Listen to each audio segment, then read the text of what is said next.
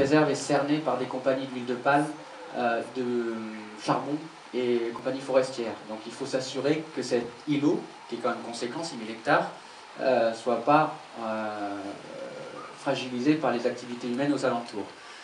Depuis la création de Calauet à Pararawen, on a mis en place une logistique avec les autorités pour essayer de s'investir dans la protection de ces zones. Quand je vous présente ces zones, ça ne veut pas dire on a gagné, c'est protégé, c'est sûr. Non, non. On s'investit dans ces zones, il y a toujours une pression. On essaie de faire en sorte de sauver la forêt dans ces zones, mais dans un contexte indonésien, jamais rien n'est sûr. On doit au jour le jour continuer à faire en sorte d'essayer de protéger ces zones. À Sumatra, là c'est un petit peu particulier parce que ce qui est très rare en Indonésie, on a pu acheter de la forêt grâce à de nombreux donateurs, dont le Zoo de la Boissière qui a acheté plusieurs hectares de forêt. On est arrivé à acheter 99 hectares de forêt primaire avec des siamangs, des gibbons à l'intérieur, des tigres, des tapirs. Et que 99 hectares, oui, mais encore une fois, c'est déjà mieux que rien. Et cette année, on va normalement, si on reçoit le soutien nécessaire, acheter encore une trentaine d'hectares, collés à ce qu'on a déjà acheté. Voilà, là il y a un peu les soutiens de cette démarche. Puis ensuite, il y a une autre zone à Sumatra de 15 000 hectares. En fait, elle fait 25 000, mais concrètement sur le terrain, on pourrait protéger 15 000 hectares liés au relief et à la grandeur du site. Pour le moment, rien ne s'y passe. C'est-à-dire que j'ai eu à un moment donné l'opportunité de signer un papier avec le gouverneur de la province pour obtenir cette concession. Concrètement, Calauet n'a pas les moyens de protéger une zone aussi grande pour le moment. On n'a pas les reins assez solides financièrement. Mais comme j'ai eu à un moment donné l'opportunité de signer ce papier, au lieu que la concession parte à une plantation d'huile de palme ou forestière, on a sauté à pieds joints sur l'occasion et on a signé le papier. Mais j'espère, à l'avenir, avoir les moyens suffisants pour s'assurer qu'il n'y a pas de braconnage, par exemple, à l'intérieur, etc. Ce qui n'est pas le cas pour le moment. À l'intérieur de chacune de ces réserves, il y a donc du braconnage. Ce que vous voyez là, c'est une boulette de ficelle faite avec une vingtaine de pièges, des collets qui sont mis dans la forêt pour attraper les animaux. Donc il faut faire des patrouilles pour s'assurer que dans ces réserves, il n'y a pas de braconnage. S'assurer qu'il n'y a pas de coupes illégales. Le bûcheron qui avait l'habitude de couper les arbres, si tout autour c'est devenu des palmiers, s'il veut couper des arbres, il va rentrer dans les zones protégées. Donc s'assurer qu'il n'y a pas de coupes illégales. Et puis s'assurer que les compagnies qui sont aux limites de la réserve, des réserves, restent bien de leur côté. Donc dans un premier temps, on a des moyens humains. Peu. Pour patrouiller.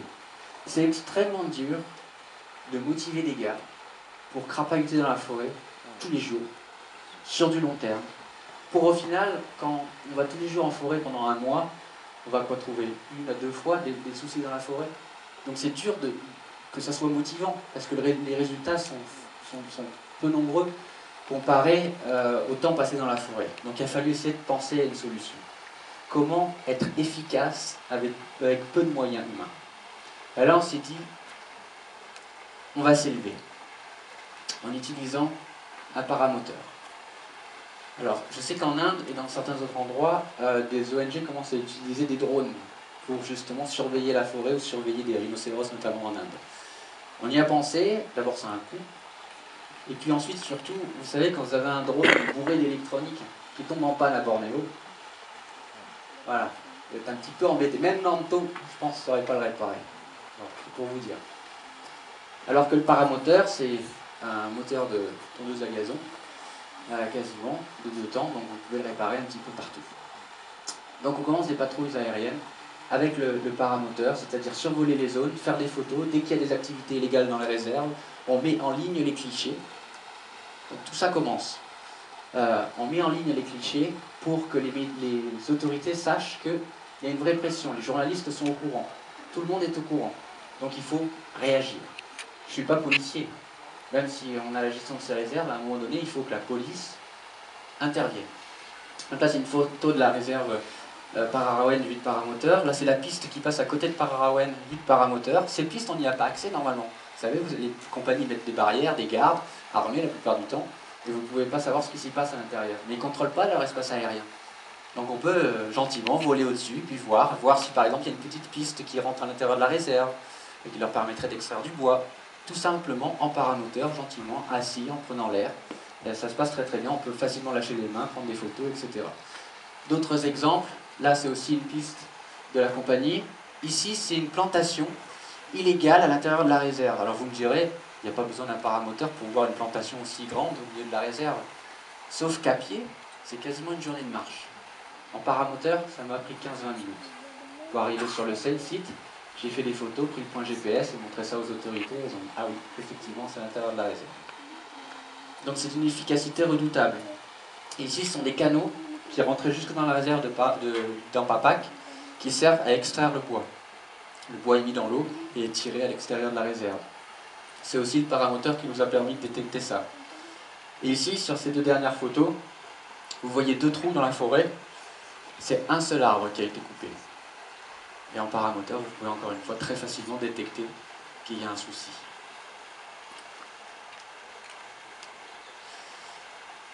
Alors, je vous ai parlé de l'huile de palme, de la situation sur place, 90% de la forêt, ça paraît assez alarmiste, ça l'est.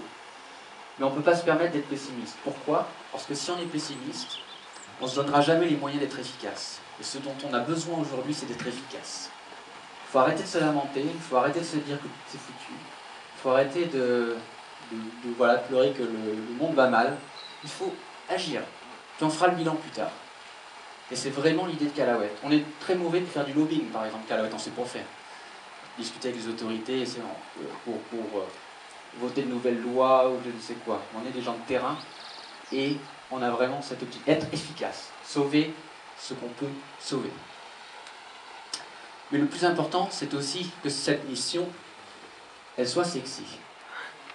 C'est-à-dire pour être fédérateur, pour que les gens aident Callawet, pour qu'on puisse travailler sur place, pas contre les populations, mais avec les populations, pour que, voilà, qu'on ne soit pas obligé d'être déprimé pour être écolo. Il faut que le message soit séduisant. Et je me suis dit que moi, quand j'étais gamin, quand j'étais pas au lycée, quand j'étais pas avec les gibbons, quand j'entrais chez moi, j'écoutais la radio. Et moi, j'écoutais Skyrock, j'écoutais Fun Radio quand j'étais ado, comme beaucoup d'ados, je pense. Et je me suis dit, je vais faire la même chose. Et ça s'appelle Callawet. Et j'ai fait naître la radio Callawet, qui est destinée aux jeunes générations de Bornéo. Le but premier, c'est pas du tout de parler des gibbons, pas du tout de parler de l'environnement. Le but premier de la radio, c'est d'être écouté. Faire que les auditeurs switchent sur 99.1. On va donner, donc comme toutes les radios, de la musique, des divertissements, tout ce qu'ils veulent, des canulars à l'antenne, etc. Tout ce que les gamins aiment. Donc une vraie radio qui est émise maintenant depuis plus de 10 ans. Vous avez tous les animateurs qui sont là. Et les résultats, c'est quoi? C'est 10 à 15 000 auditeurs qui nous écoutent sur 24 heures.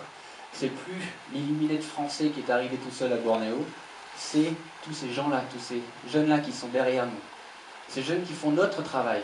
Le gamin qui au collège va dire à son copain, oh, dis donc ça craint, hein, t'as un gibbon chez toi, tu devrais écouter Callawet quand même. Hein. Et on nous appelle et on récupère le gibbon. Ou un exemple que je cite souvent, mais ça illustre bien le conflit aussi générationnel que Callawet peut créer. C'est la gamine qui nous appelle et qui nous dit, venez vite chercher chez moi mon gibbon, parce que moi je veux vous le donner, moi j'écoute la radio Callawet, mais mon papa il veut pas, et mon papa il est au travail, donc venez vite le chercher avant que mon papa il rentre du travail. Et c'est toute la force de la radio de s'inviter chez ces jeunes, depuis 10 ans, 24 heures sur 24.